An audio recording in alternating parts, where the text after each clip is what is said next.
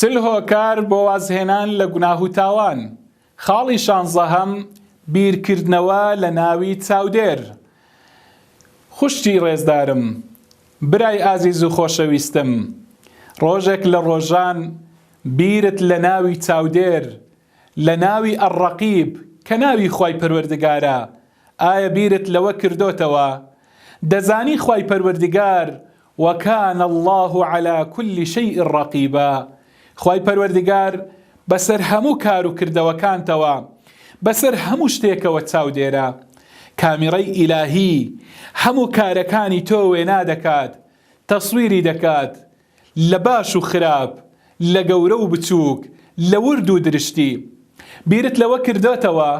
دەزانی پێغەمبەری خوا عەلەیهی سەڵات وەسەلام ڕۆژێک پرسیاری لێکرا، پێیان فەرموو ئەی پێغەمبەری خوا عەلەیهی سەڵات وەسەلام مەل ئیحسان، چاکەکردن چییە؟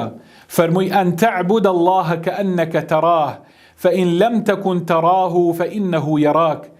فەرمووی چاکەکاری ئەوەیە وا خوا بپەرستی کە ئەنەما تۆ خوا دەبینی، بەڵام ئەگەر نەگەیشتی ئەو پلەیە دەی ئەوە بزانە خوای پەروەردگار چاودێرە بەسەر کارەکانتەوە، خۆ خوای پەروەردگار کارەکانی تۆ دەبینێت.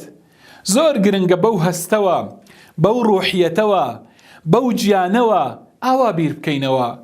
لە کات و ساتی گوناه و تاواندا بزانین خوای پەروەردگار چاودێرە بەسەر سەرمانەوە. خوشک و برای ڕێزدارم، وەڵاهی خوای پەروەردگار چاودێرتە و خوای پەروەردگار حاڵت باش دەزانێتن. هەموو بارودۆخەکانی تۆ چاودێریت دەکاتن، بەڵێ چاودێری هەموو جوڵەیەکت دەکا خوای پەروەردگار.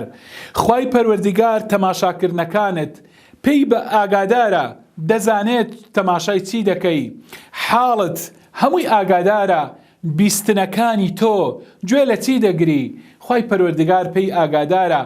پێی ئاگادارە خوای پەروەردگار بە دڵت، بەڵێ والله يعلم ما في قلوبكم، خوای پەروەردگار ئاگادارە بەوەی کە لە ناو دڵیشتاندایە، چ جای تەماشاکردن و بیستن و قسەکردنەکانت.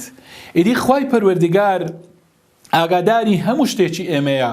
بۆیە ئەگەر ڕۆژێک لە ڕۆژان ئەم دەروونە، بەڵێ دەروون نەفسێکەوە فەرمانی گوناه و تاوانت پێ دەکات، النەفس الئەمارە بالسوء، ئەگەر فەرمانی پێکردی بە گوناه و تاوان، ئیدی لەو سات و وەختەدا بە دەروونت بڵێ، بە نەفسی گوناهکارت بڵێ ئین الله یەرانی، خوای پەروەردگار دەمبینێتن، بۆیە گوناه و تاوان و مەعسیەت ناکەم و خۆمی لێ دەپارێزم.